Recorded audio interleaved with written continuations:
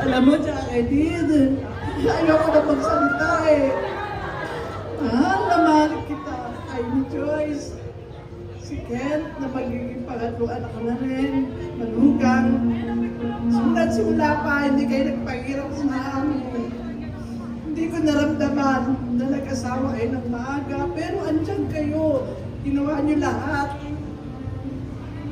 Lahat ginawa niyo para sa amin, para sa pamilya ni Kent. Lahat. Wala kang masamang tinapay sa kanila na ano. Basta, mahal mo silang lahat. Ang sa akin lang lahat ang nakuha mo na man sa buhay niyo, pinagsikapan yung dalawa yan.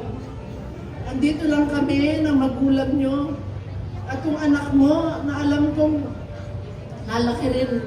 Nakatulad mo rin, maganda at maldita. Pero ayos lang yun. Kasi alam ko andyan ka.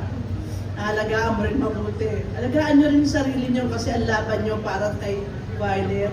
Hindi na sa amin, sa inyo na, sa pamilyang bubuin ni Pat.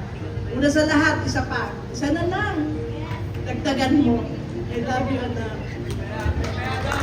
Thank you so much po, Mama Ana. And of course, mula po sa mga magulang ng ating groom, first, Papa Pupo.